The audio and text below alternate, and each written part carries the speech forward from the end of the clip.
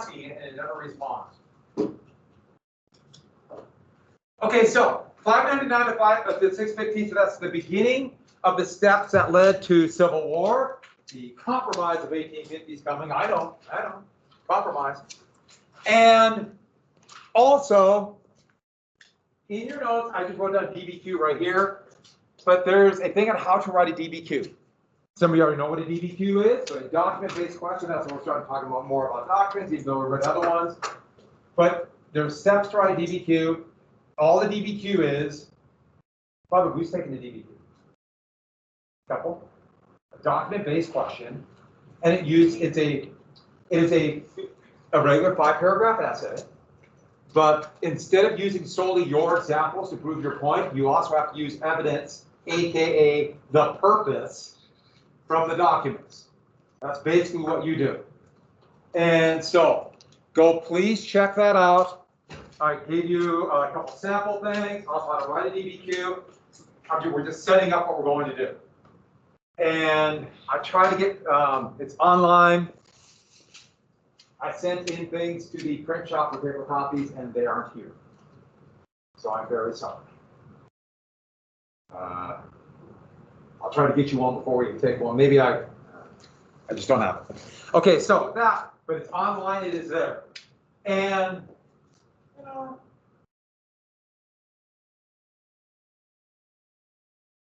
give me a second.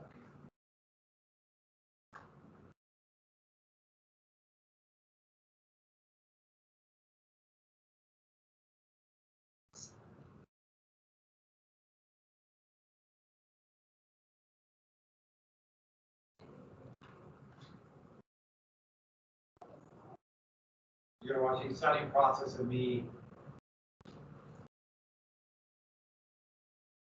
Go. All right. So 599 to 615, writing a DBQ, and then tomorrow I'm going to do it like I did in the past. So I'm just going to go online, you know, 8:55, 9 o'clock for everybody, and I will make that an assignment to turn it in. But I'm going to do that. Are you still accountable for everything we do? But I wanted to do that, so we are. So please look at the things that I write DBQ. Just keep in mind it is simply an essay. Okay, I was looking for a different picture, which I did find, which I'm not going to show you now. But I got to admit, I thought this was pretty funny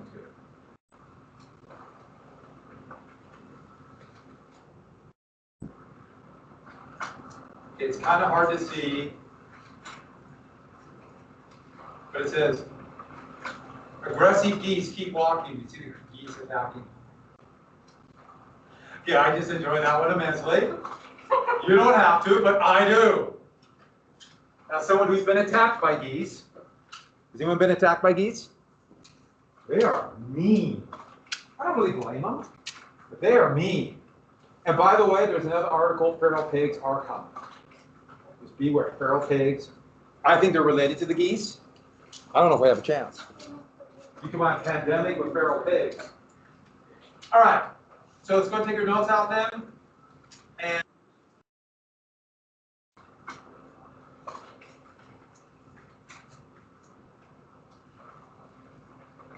you do not need to be at the video call tomorrow. You just have to, you're just accountable for it. So I will collect it, so I will record it. I'm just telling somebody else.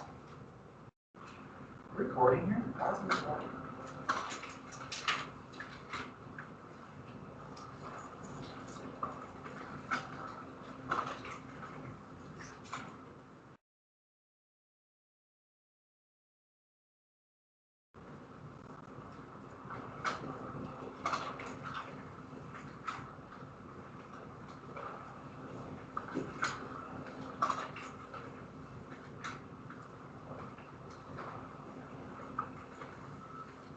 So did we get to this?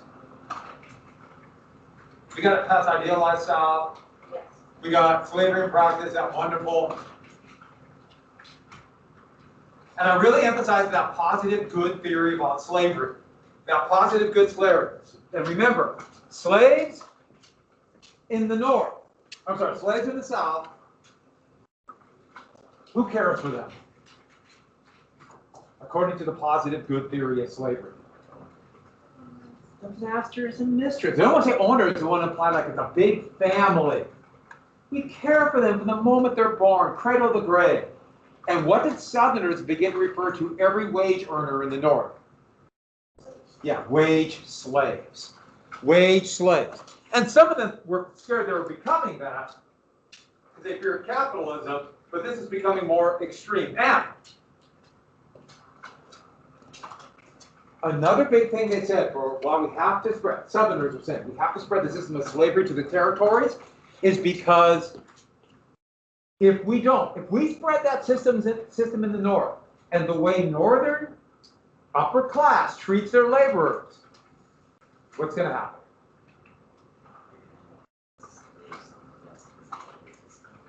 And say it again. So if the northern system spreads west, there's going to be picking the south and see as slavery. Mm-hmm. But what was going to happen in the areas where the North does take over? What will the whites do? White laborers, if they're treated like that? Yeah, rebel too. But that's right too about what's going to happen in the South. So with that, and then we have, I think we have this, we can hear the quota, the tear, the whole system operating on tear. And don't forget, this is not just on the farm. This is a state system. These are laws that set up this entire system of slavery, that set up this entire system to control people. They have organized militias, they have organized posses, they have slave hunters, they have this whole system operating. So this is collective. And it's very easy to think, oh, that was just the slaveholders are bad. No, they're all accountable. They were all accountable. They all did it. And so with that, we got to this, didn't we? I showed you that, I showed you this. Okay, let's get to division of labor. Because division of labor was another insidious form of racism that began to develop on the plantations. And the one you can see was field hands versus household help. Remember, you create a very racialized society where your hierarchy, your value is based upon color of skin. You saw it here, and it was a very effective way to control slaves. And these are household help. Now, this is actually 1903, but I thought the picture was very appropriate because in Texas, they still, because of the system that was created, the economic system after the Civil War, descendants of slaves still had to work as household help. So this household help, field hands. Which life was easier, household help or field hands? They could be household help, they're in the home, probably a little better food. They might stay in the family, have slightly better quarters, literally worked to death. Now, there's going to be a quota system for both, but it's much harsher here. And there's a lot of reasons for that. One of them, the household help are right next to the family, so it's, treated a little better if they're very immediate. Here, they're just numbers on the plantation. They're just workers. So it's a little bit different, but there's something else. They were treated better. They had a better life. Who had darker skin? Field hands, household help. On average, normally. Remember, you have a system created. They created a system based upon your values, based upon the color of your skin. Even though it didn't start that way. Who has lighter skin? Household help or field hands? Household help. And not just because they're out of the sun. What's the other reason?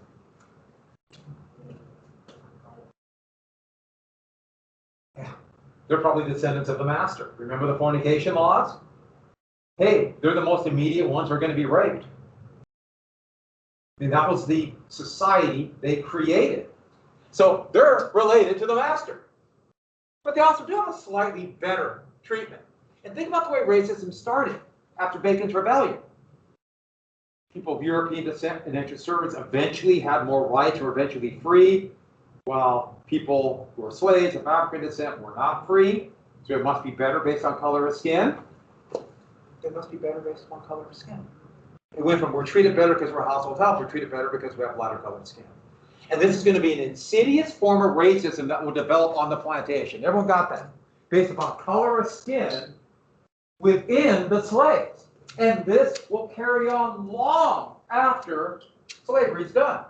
This form of racism based upon color of skin. Lighter colored skin people are going to be treated better because they're closer to white, but not quite there. And, for example, when slaves run away field hands, many times, who told on them? Household help. Because they felt closer to the master sometimes. There's a number of potential or real slave rebellions. Who told on them? Household help. In this bitterly divided system, we'll see for years when it's legacy based upon color of skin. That's a tragedy in this system. But then if you see where this, you just kind of look at the way it developed, it, in its very horrible logic, makes sense. So, but one thing about slavery, went through the terror, the bad food, the horrible living conditions, we can go on and on. But the thing that former slaves, when they would look back at slavery, what was the worst thing? And they would say, the lack of free will. We have no control over our lives. None. And in fact, they would make a very good point, which I think all of you understand. Yeah, being trapped in a job in the North was pretty horrible and scary and terrifying. But it's nothing like this in the South. The lack of free will. And that's why I used sales. Being sold at any time. That was a good example of the lack of free will. And the one that stuck with them the longest, the breaking up of families. See that picture on top of the left, a mother being sold away from her children? Families are broken up all the time. Marriages amongst slaves, broken up all the time. Children were sold all the time. All the time. Need a little extra money? Got to pay back that debt? Sell a kid. Don't you remember the whole thing about the positive good theory of slavery? One of the, or at least one of the elements was, we're civilizing them? And yet they sold families at will? That should tell you one very important thing. They never really bought that whole thing. They never cared. That was all justification to keep this horrible system. It was all to make money. And so here, this is from 1789, for sale a likely and healthy young Negro wench between 15 and 16. 10 likely and valuable slaves at auction. Okay, that must have been just a figure of speech. It was a figure of speech, a likely, 10 likely, just a way they spoke. But families broken up, people sold all the time. They didn't care. Slave markets were hellholes where they would be poked and prodded, teeth looked at like they were a horse. See how much whipping they had, see how many scars they had, see how healthy they were. Here, a father sold away from his family, mother, children being sold away. Here, that's a picture from 1858, Charleston, South Carolina. And that picture, he's bare naked, but covering himself, but he is still trying to stand as proud as he can. That's an amazing picture. Here's the slave market in Charleston, and for some reason, I've mentioned this before, it was a style to draw turbans on people from Africa, even though people from sub-Saharan Africa don't wear turbans, kind of for obvious reasons, but that's why they did it, just to show they're Africans. And one more thing we have to get down. So this led to a massive and incredibly profitable domestic slave trade. The international slave trade is technically canceled, but you can still sell slaves. And so they would be sold. There was a surplus of slaves in Virginia. So these big plantation owners, sometimes by boat or forced march overland, they'd be sent downriver. And the numbers are pretty amazing. In the lower downriver, the Black Belt, so many slaves went down to that rich region, the rich soul region, because great for cotton. And here is a slave, it's called a coffle, but a coffle was the term for chained slaves being forced march. And this is supposed to be 1850s and showing that we have this kind of hell right in the shadow of the United States Capitol. But I'm not sure what building that actually is, but it's supposed to be the U.S. Capitol. The Capitol, the rotunda that exists today was not quite built. It was finished during the Civil War, but the rest of it was there. I forgot to do something. Give me a sec. CD sharp.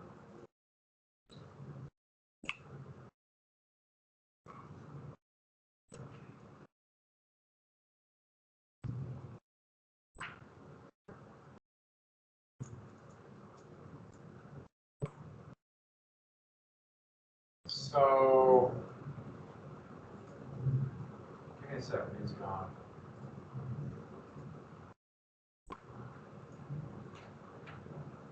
So Ian is going to deal off.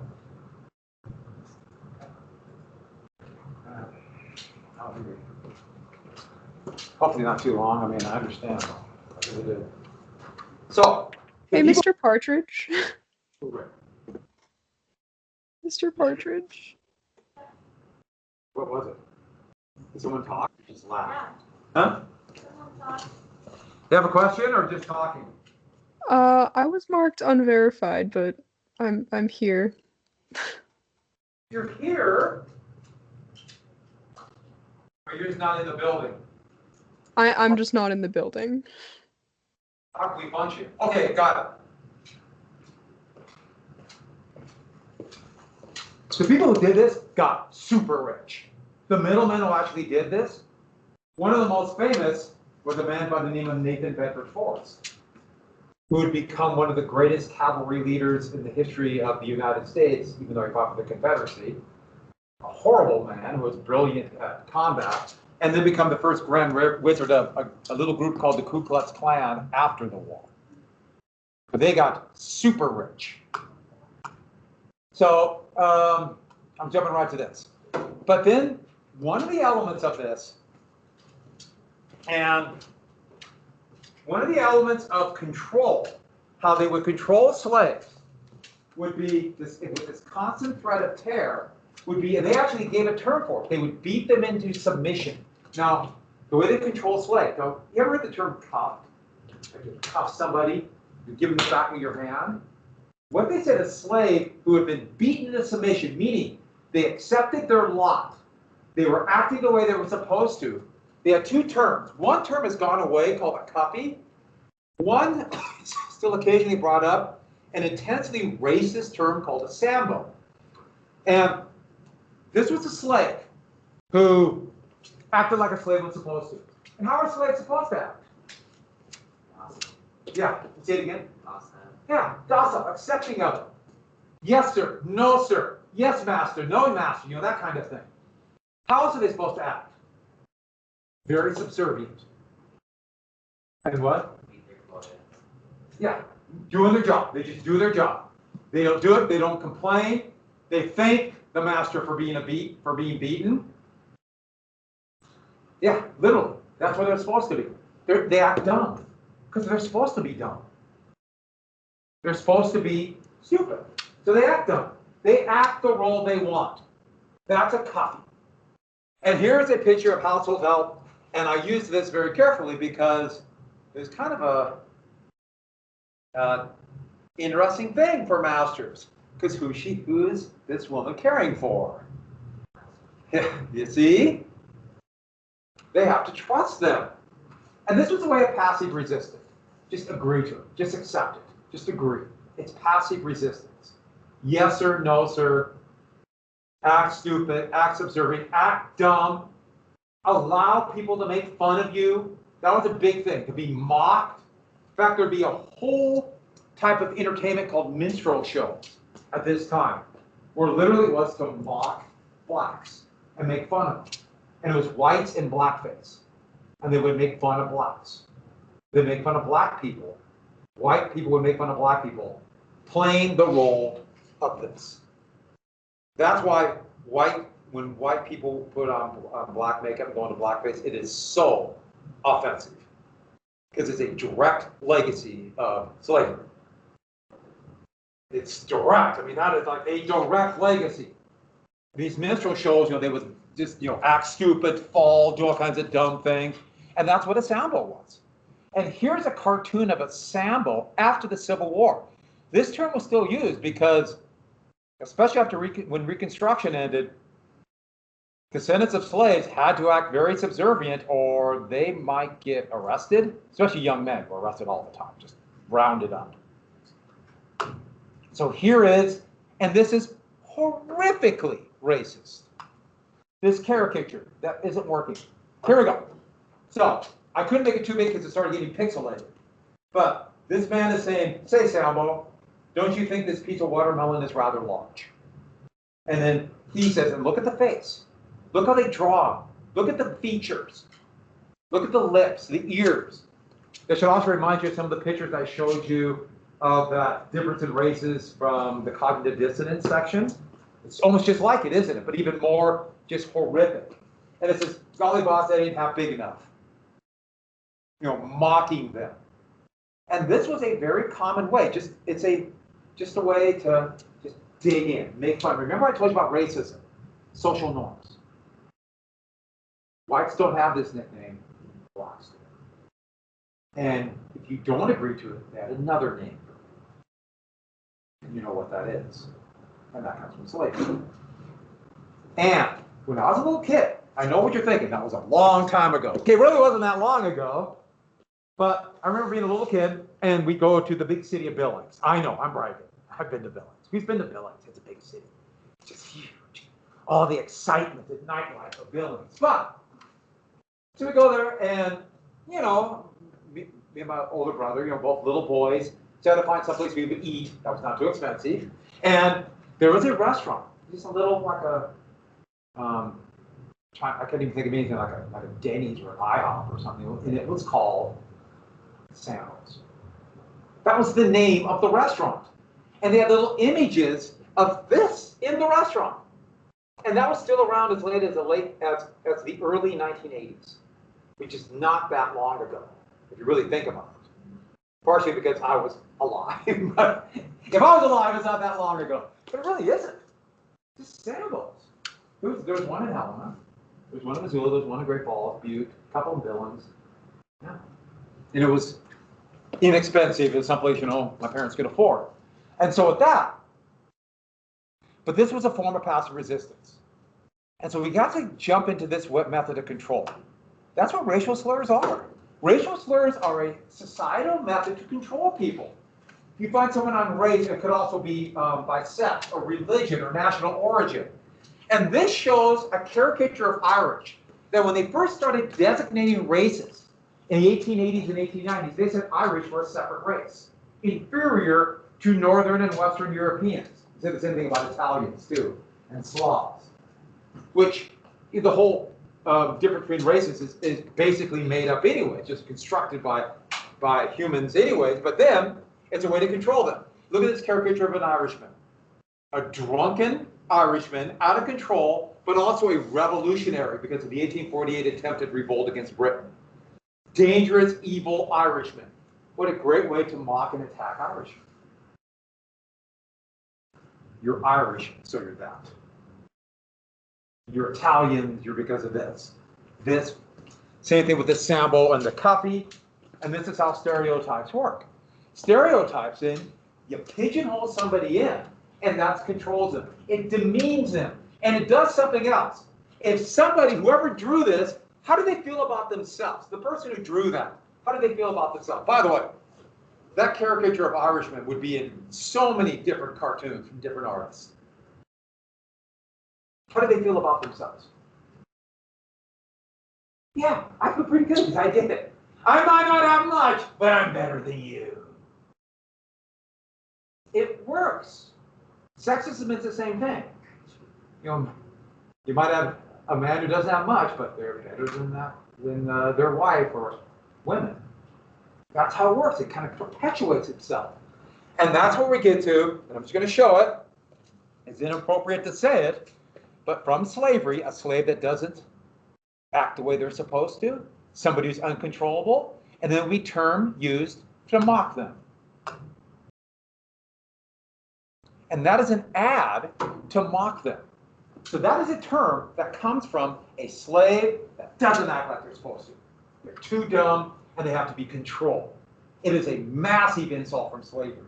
And then this is after the Civil War, going to the turn of the century, mocking this, making a joke out of this term, out of who they are. And it's a toy savings bank. And I've seen these. In fact, I don't know if this is the exact one, but I know my uncle had one of these. I remember this. He probably got in the 1940s or 1950s. And you might have seen these. It's a metal bank, and they had a little, you turn a little crank to a little mechanism inside, and you put the money on the hand, and then it just pops it in the mouth. So it's a little mechanical bank, But here they're just making fun. It's like minstrel shows, but it shows you also how casual the racism is. In fact, this is at the same time, maybe in the late 1890s, you have things like Aunt Jemima's syrup, which they are now just getting rid of that, or Uncle Ben's rice. And that all came from this same era. This is after the Civil War, but it's the legacy of racism. Actually, things will get much more racist after the Civil War. Control. Control. Now they're free. Control. And so with that, I thought that was a good way to present this.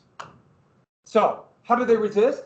Passive resistance turns into the most common form, sabotage. Break stuff. Break stuff. If you think about a farm with all the different farm implements, how easy it would be to break stuff. Break your hoe.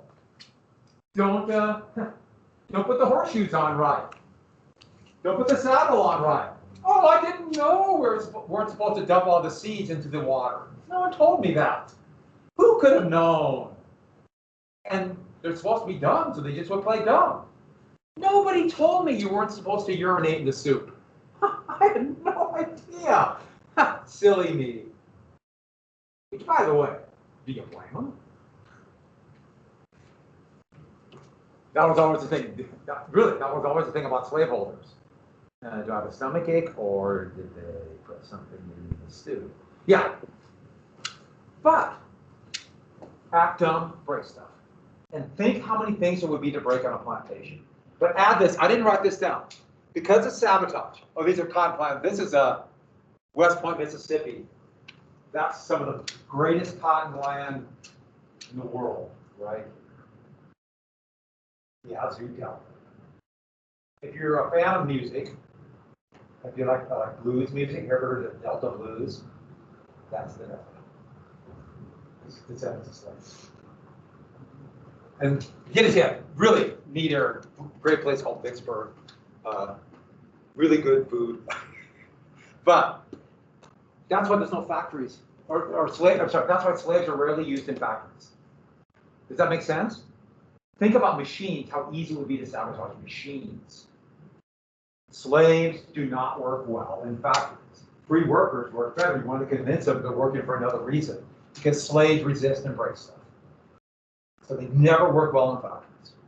You got that? You'll see in World War II, Nazi Germany would kidnap millions of people from areas they occupied. Yeah, your age, all of you would go. You were the ideal age to kidnap. They did in World War I, World War I too. Why your age? Old enough to do most jobs, but you're still young enough that they could control your parents back home by saying, you do something, you kill your kids. Which is what they do. But they kidnapped all these people to Germany, and they would fight back. They would purposely screw up stuff, risking torture and death. Without a doubt, torture and death. But they did it to fight back. And German equipment in World War II, especially by 1943 and 44, was known for breaking down all the time. All the time. And they would think, well, we just make things too complex because of over-engineering, because Germans over-engineered. No, it was sabotage. These slaves were fighting back. They fight back. Risk their lives.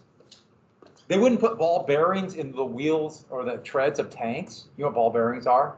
You need those to turn. And so the German tanks would squeak. They said they could hear them a half mile away, which was fortunate because their tanks didn't have as many, but were better than the American tanks, not better than the Russian tanks. Another story. So another way to fight back, religion. Best known through spirituals. Slaves could not gather except if they're going to civilize them, they would bring Christianity. So they could meet together It was also a way to get through the hell of being a slave, but potentially plot. So here, singing the master looking on, but they thought, oh, these silly slaves are making up these songs, not realizing the songs were codes for resistance. Here's one of them that's tragic, but also I think a good example of it. Steal away to Jesus. Sketch that, still away to Jesus. Still away home. I ain't got a long way to stay here. It's implying running away, but it's also implying what else to get away. You have to act like. Say it again. You have to act as you get along. Yeah, we got to go. I mean, we don't have a lot of time. Long time to stay here. We got to go fast. It's also something else very interesting about slave culture. Death is a celebration.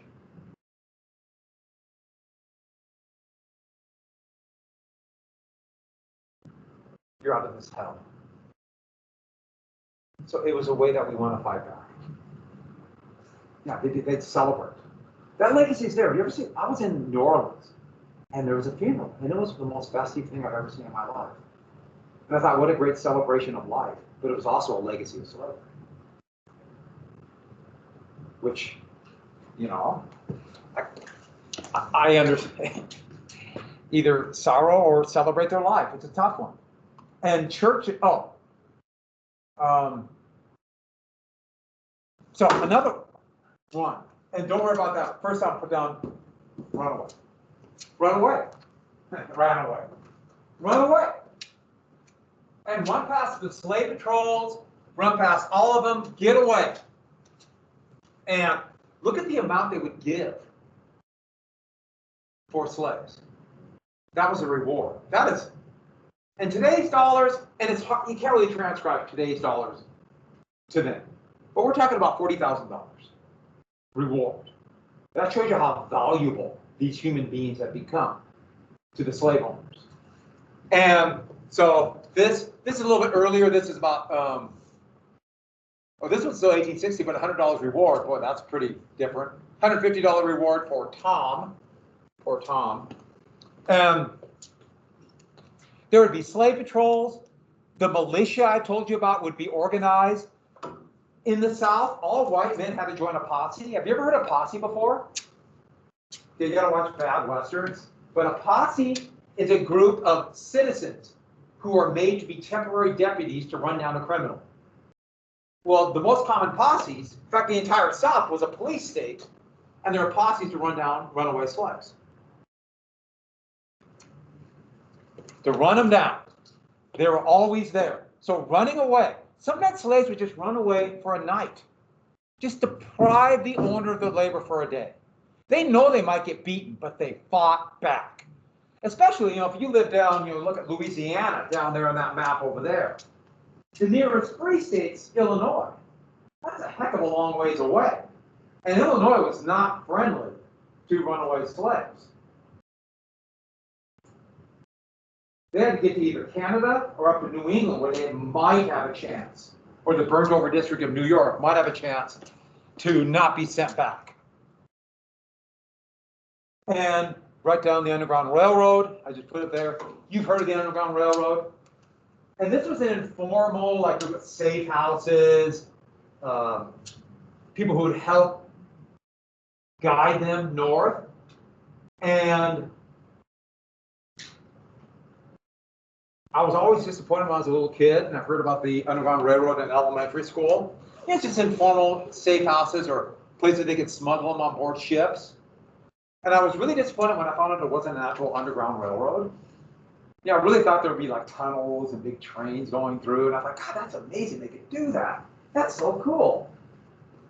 But here's the posses running them down with guard dogs. In fact, that was always an issue for the owners. Poor whites who joined the posse wanting the reward would sometimes take their anger out, kind of resentment out on the runaway slaves and lynch them. The term lynching is torturing somebody to death. I always think of hanging, you probably do too, but it's actually the whole process of torture. And here's, this is a publicity stunt for abolitionists, but Henry Brown, soon known as Henry Box Brown, mailed himself north. put himself in a box and go to train. And I love this picture because he's in this box for about 6 days. And they have him just kind of like pop out in the suit. I love that picture. I don't think it's quite like that. But all this informal way north, the people who helped them guide them north were known as conductors, obviously, right? And I think you probably know the most famous one, Harriet Tubman. Harriet Tubman, and I'll talk about Harriet Tubman a little bit more later, known as Moses for leading so many people up north. Sojourner Truth also did it, not as many times as Harriet Tubman. Women were the best conductors, very brave, intelligent, and because they knew the sexism amongst men, they could kind of blend in better, take advantage of men not being sharp. And with that, that's a great picture of Harriet Tubman. She was tiny. Shows that size has a little to do with being tough or brave. Sojourner Truth would also be a tireless fighter for women's rights. She's a pretty amazing person. She was a former slave, got involved in one of the most crazy cults, and then turned into this incredible fighter for equal rights. A pretty interesting person. But Harriet Tubman would make 9 trips down south. She was a runaway slave. 9 trips down south. She had a reward on her head. This is a very stylized picture of her guiding people north.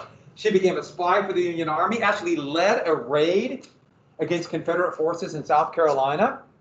Pretty amazing person. There was a really cheesy movie made about her a couple years ago. I can't remember the name of it now. It was everyone said it was so awful that I decided it would just make me mad and I didn't watch it. Because I think she's really cool and I don't want to see it. Here though, I love, this is just, I just put this in here because it's another one description of runaway slaves who are Henry Van Minty. But run away, deprive them of their labor. Okay, lastly, slave rebellions. And slave rebellions, there are not going to be very many in the Americas. Remember that pie chart I showed you of the percentage of slaves? There were so many more whites than slaves in these slave states. It's really hard to rebel. Most rebellions are going to be in places like Haiti, we talked about before, because of the high percentage of slaves. In Brazil, there were a number of slave rebellions, including, they called it a slave kingdom, even though they ran away and freed themselves. And that's a kingdom right here. Another one happened in Guatemala. A lot of former slaves became pirates. A lot. Belize, which was then soon be British Honduras and then Belize, a lot of runaway slaves went there, rebelled and went there from Cuba. So a couple slave rebellions in the United States. Now, there aren't that many big ones, but we're just going to name a few.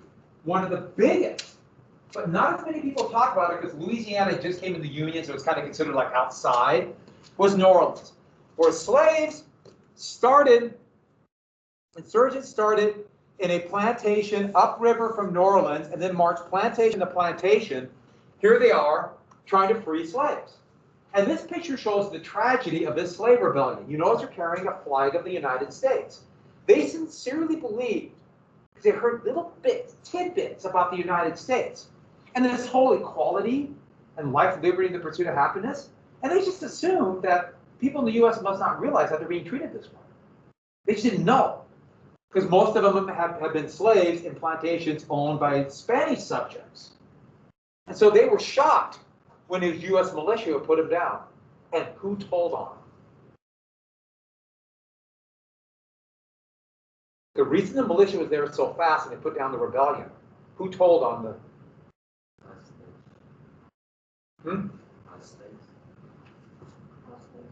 Yeah, the household help out. Yeah, sorry, I couldn't.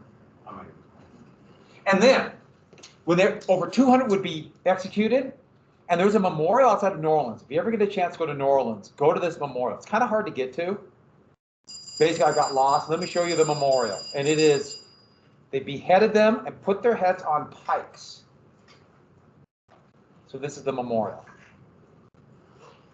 And it's really effective. I mean, I like the fact they didn't hide things. They let you know.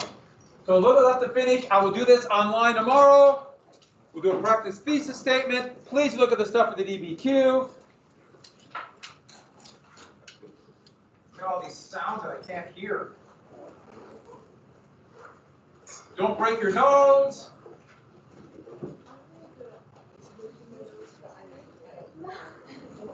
I have to buy a record. I'll buy a record. Bye, Put Mr. my old Partridge. LP on a new version of it. Have a good day, everybody. Right when you find work, and hang by your thumbs. What academy? Have a nice day, Mr. Partridge. Oh, okay. Up in Texas. Do you play rugby? Up in Texas. Oh, Texas. Yeah. What's that down? Rugby was kind of fun, but when you play American football, and then you play rugby, you tackle with your face, Oh. and I just tore my face up, and I'm done. So that's cool. Fun sport. I mean, God, It's really fun. I'm gonna hit people.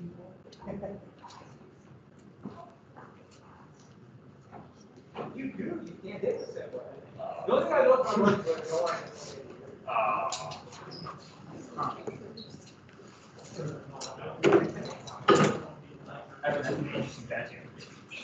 Cheers. Is the kids were just on. What's wrong with TJ, they're gonna be an easy. High school so hard, but I'm gonna go. You tell me I'm not, or tell me I'm wrong. All we had to do is. See you next week. No, no. You just leave? Direct response, I don't know. Yes, this picture is horrible. I'll explain it. What, it's on sticks? It's pretty common practice. Who's and why? Yes.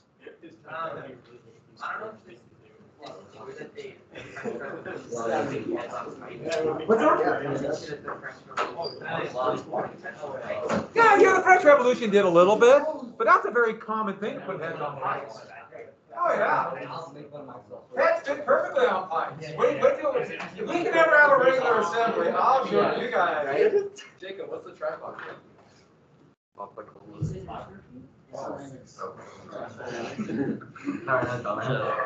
You want to do a photo shoot of me?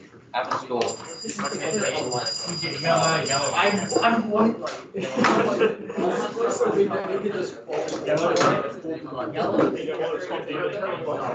He was literally, we were just talking about like all of us together, we white light. That's what they call me. That's my name. And now it's my nickname. I got a lot.